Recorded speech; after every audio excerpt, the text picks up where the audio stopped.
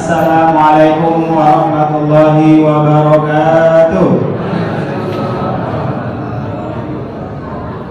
Alhamdulillahi rabbil alamin, bihi nasta'in ala umuri dunya waddin. Asyhadu an la ilaha illallah wahdahu la syarika lah, wa asyhadu anna Muhammadan abduhu wa rasuluhu la nabiyya ba'dah. Allahumma salli wa sallim wa barik ala sayyidina Muhammad wa ala alihi wa ashabihi ajma'in. Amma ba'du. Bapak Ibu dimana Allah Subhanahu wa taala, topik judul malam ini penyebab kesulitan dalam hidup. Ada Bapak Ibu yang merasa sulit sekarang? Ada pada. Nah, Bapak Ibu dimana Allah Subhanahu wa taala, memang manusia ini, apalagi zaman kita hidup sekarang, semakin kesini zaman semakin sulit. Semakin dekat dengan kiamat, zaman semakin sulit. Semakin banyak manusia, semakin sulit. Semakin banyak anak, semakin sulit. Semakin banyak rumah, semakin sulit. Semakin banyak ini, sulit apa kalau banyak istri kira-kira. Tapi memang manusia ini tempatnya sulit. Nah, sekarang kita lihat apa penyebab manusia itu menjadi sulit. Yang pertama, penyebab manusia menjadi sulit menurut agama kita, menurut Islam, adalah karena keinginan yang tidak ada batas, mengikuti hawa nafsu, yang mengikuti nafsu saja, tidak ada batasnya. Bal tu'thiruna al-hayata dunya, mereka cenderung mengikuti keinginan dunia. Orang punya HP, dia pengen punya HP. Orang punya motor, dia pengen punya motor. Salah? Tidak salah. Dapat motor bontot, jadilah punya motor bontot, pengen motor baru. Dapat motor baru, harga 20 juta, pengen pula yang harga 30 juta. Dapat motor yang paling mahal, pengen pula mobil. Nggak ada batasnya. Itu yang menyebabkan dia sulit. Nggak ada batas keinginannya. Orang seperti ini, apa kata Rasulullah SAW dalam babnya redaksi hadis? Di antara hadisnya apa? Inna batana Adam la yumlau. Sesungguhnya nafsu manusia, keinginan manusia tidak akan pernah puas, tidak akan pernah penuh. Lau anna lau hadiyatan min az-zahab, kalau dia punya satu ladang emas, ya selain wadi yang tidak zahab, satu lembah dari emas, labatawar sanian, dia akan cari lagi ladang emas kedua. Di hadis lain, wahabbu lahu wadiyan min az-zahab, dia akan cari lembah emas kedua. Lau anna lau hadiyatan min az-zahab, kalau dia punya dua ladang emas itu isinya bukan karet, bukan sawit, emas isinya. Satu lembah itu emas. Masya Allah. Pernah lihat pakai emas satu bukit? Pak? Ibu pernah lihat emas banyak enggak? Enggak. Di sini banyak emas nih. Ya, ada emas Jono, ada emas Dono, ada emas Wono, banyak. Iya. Tapi saya yang heran di sini, kok Pak Naga dibilang Mas Naga? Sejak kapan orang Batak jadi emas? Ya Pak ya, Mas Naga kata Pak Nur. Banyak emas. Tapi yang dimaksudkan adalah memang emas asli, emas murni.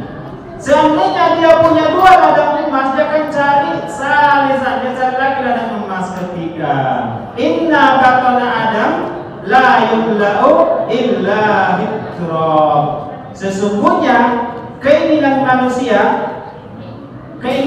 perut manusia itu tidak akan pernah penuh. Kapan dia penuh? Illa biturab, kalau perutnya sudah dimasukkan ke dalam perut bumi, barulah tidak nio lagi.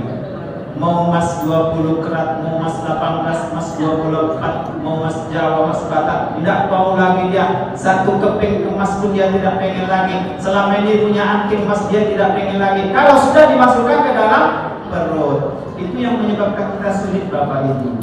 Ada sedikit ingin banyak. Punya harta satu ingin dua, punya rumah satu ingin dua. Akhirnya apa? Segala keinginan harus tercapai dengan cara apapun. Nggak dapat tunai, kredit, ya kan? Kredit. Apalagi ibu zaman sekarang, tapi tidak di sini Bu ya, di sana-sana gitu. Tiap bulan itu kalau nggak dapat beli baju baru satu itu dia nggak pernah senyum sama suaminya. Cemberut aja. Apa cemberut aja? Senyum apa? Nggak juga dapat. Akhirnya apa? Bertindak sendiri. Datanglah pinjol, datanglah kredit. DP 10.000, bulannya 50.000. Dikasih belanja sama bapak, mestinya bisa beli sambal setiap hari itu ayam, ikan, ayam, ikan. Ini apa yang ada? Teri, telur, teri, telur, tempe ke tahu, kembali ke teri, kembali ke tempe, kembali itu saja. Ma, kok sambalnya ininya? Dia perasaan tiap hari apa kurang yang bapak berikan? Oh, harga naik lah semuanya. Akhirnya dia bayar kredit aja. Karena apa? Ingin beli baju. Belum lagi tetangganya beli baju baru, pengen jualan lagi. Belum lagi baju arisan, belum lagi baju PKK, belum lagi baju, ya macam-macam lah. Banyak keinginan. Bapak-bapak gimana pula? Sudahlah punya istri cantik, udah cantik kayak Maya Luna, gitu kan? Pengen pula istrinya cantik seperti sama sekarang Sandra Dewi, Bu. Iya kan? Emang bapak siapa? Ingin istrinya Sandra Dewi, suaminya siapa istrinya? Harvey Moisia, pengusaha tambang raksasa. Pantaslah dapat istri cantik. Ini apa? Pengusaha tambang derita. Tiap hari derita. Kredit, beli rumah kredit, beli motor kredit, kulkas kredit, TV kredit, semua di rumah itu, baju ini pun kredit semuanya. Yang tak kredit apa? Buku nikah cuma yang tak kredit, yang tunai. Itu pun tunai berapa? Cuma seperangkat arah sholat. Makanya bisa tunai, ya kan? Selebihnya kredit semuanya. Mau bikin istrinya lebih cantik, mau biaya pakai apa? Ya kan? Mau cantik istrinya seperti Syahrini, emang sanggup bapak belanjainnya tiap bulan pergi ke perhiasan belanja tas saja, ya kan? Itu yang menyebabkan kita susah, bapak ibu, sulit, nggak penuh keinginan kita, sulit. Maka tahanlah, ya. Tahanlah, sesuailah dengan kemampuan kita. Silakan punya rumah, tidak dilarang asal mampu. Silakan punya kendaraan, tapi ukur kemampuan.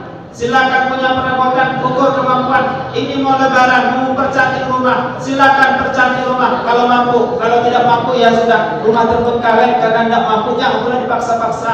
Yang pertama itu yang menyebabkan kita sulit. Yang kedua apa penyebab kita sulit? Malas berzikir. Yang diingat apa? Harta. Yang diingat apa? Selalu duit. Yang diingat apa? Selalu anak. Enggak pernah ingat Allah. Enggak ingat Allah. Yang diingat apa? Kaya, harta, rumah. Belum lagi utang lagi. Utang tiap hari. Tiap pekan datang kreditur ke rumah. Asal bunyi Honda, lain asal Honda itu dakdit jatuhnya. Sahabat kreditur, tukang kredit. Datang motor lain tukang kredit kan? Kalau iya tutup pintu. Mak, nak, bilang mama nggak ada ya? Iya mak. Mak, anak mana kalau bisa bohong? Datang pula tukang kredit, udah tahu tukang kredit itu. Ini jangan-jangan anak sudah diajari sama mamanya. Apa kata tukang kredit? Dek, adik manis ini dong. Mau kan pindah? Mau om. Dia katanya, mama ada saya. Oh ada om. Tadi udah bayar anak di kontak. Bilang mama nggak ada. Susah. Cara apa? Yang diingatnya apa? Kredit. Lihat rumah kredit. Lihat pintu, buka pintu pun bunyi kredit. Semua rasa kredit di rumah. Tidur pun rasanya di atas kredit. Kenapa? Tempat tidurnya kredit. Karena mengingat kredit terus, nggak ingat dia lagi kepada Allah, nggak berzikir dia. Lupa dia berzikir. Kadang-kadang kita sedang berzikir saja, nggak ingat sama Allah, Bapak Ibu kan? Sedang berzikir saja di masjid, di majelis taklim, sedang berzikir, enggak ingat sama Allah. La ilaha illallah, la ilaha illallah. Apa kata itu? Kak, la ilaha illallah. Iya deh, apa deh? Itu ibu tuh emang apa ibu tuh? Illallah. Ibu tuh baru satu ya. Illallah, la ilaha illallah. Itu tanda deh. Ya apa kak? La ilaha illallah. Baju patang dulu lunas nih. Illallah. Sambil berzikir bukannya ini kepada Allah. Yang dengannya apa? Orang yang dipikirkannya, baju orang yang dipikirkannya sedang berzikir. Apalagi tidak sedang berzikir, maka hidupnya susah. Yang diingatnya apa? Orang yang diingat. Nah, ingat daripada Allah SWT. Kemudian yang ketiga, apa penyebab hidup kita sulit? Kita jauh dari Al-Quran. Kita berpaling dari Al-Quran. Orang yang berpaling dari Al-Quran tidak peduli dengan ayat-ayat Al-Quran. Apa kata Allah dalam surat Toha ayat 26? وَمَنْ أَعْرَضَ عَنْ ذِكْرِي فَإِنَّ لَهُ مَعِيشَةً ضَنكًا وَنَحْشُرُهُ يَوْمَ الْقِيَامَةِ أَعْمَى. Sesungguhnya orang-orang yang lalai dari berzikir mengingat kepada kami, orang yang lalai dari Al-Quran kami, maka kami akan sempitkan hidupnya. Ma'isyatan dongka, sempit hidupnya. Rumah besar tapi terasa sempit. Ruang tamu besar, kamar besar, sofa besar, tapi tak ada satu sudut pun di rumahnya yang bisa untuk dia sholat tiap malam. Tidak ada satu sofa kursi pun yang bisa dia duduk tenang untuk baca Al-Quran. Sempit rumahnya. Tak ada satu sajadah pun dalam rumahnya untuk dia tenang berzikir berdoa kepada Allah. Sempit, ma'isyatan dongka, sempit rumahnya. Maka pantaslah, pantas hidup kita sempit. Karena apa? Karena kita tak ingat kepada Allah. Pantas hidup kita sempit. Karena apa? Karena doa kita tak dikabulkan oleh Allah. Berdoa tiap hari tapi tidak dikabulkan oleh Allah. Kenapa doa tidak dikabulkan? Karena ditutupi dengan dosa. Maka pantas doa kita tak dikabulkan Allah. Padahal Allah sudah bilang, ujibu da'wata da'i idza da'an. Aku pasti kabulkan doa hamba-Ku bila dia berdoa. Fal yastajibu li wal yu'minu bi. Tapi syaratnya apa? Dia harus lakukan apa yang aku mau. Aku perintahkan dia kerjakan, aku larang dia tinggalkan, dan dia beriman hanya kepadaku. Artinya apa? Kita hanya berdoa yakin kepada Allah, minta kepada Allah, ya Allah tenangkan hidupku ya Allah. Jadikan keluargaku sakinah mawaddah warahmah, tapi tidak dikabulkan oleh Allah. Karena apa? Dua tadi kita tidak lakukan. Fal yastajibu li, kita melaksanakan perintah Allah, berdoa, itu sholat juga. Berdoa dia, khusyuk dia berdoa, tapi dia tidak puas. Khusyuk dia berdoa, tapi larangan Allah dikerjakannya juga. Khusyuk dia berdoa, tapi mengunjungi orang jalan. Khusyuk dia berdoa, tapi makan harta haram jalan. Tertutup doanya. Kemudian apa lagi syarat kedua doa dikabulkan? Wal yu'minu bi, dia harus beriman kepadaku. Minta hanya kepada Allah, berdoa kepada Allah saja, jangan dibarengi dengan minta kepada yang lain. Mendua hatinya. Kepada Allah dia minta, kepada orang pintar dia minta juga. Kalau dia datang, ke dukun dia datang juga. Ini yang Allah tidak suka. Maka Allah tidak kabulkan doa kita, karena kita tidak yakin. Tidak sepenuhnya kita serahkan doa kita kepada Allah Subhanahu wa taala. Bapak Ibu Allah Subhanahu wa taala, mari kita hindarkan penyebab-penyebab kesulitan hidup kita ini. Yang pertama apa? Kita batasi, kita ukur diri kita, kita ukur kemampuan kita, seberapa mampu kita, itulah yang kita jalani. Ingat, Allah pasti bantu hambanya. Dengan cara apa? Kita bertakwa. Wa may yattaqillaha yaj'al lahu makhraja.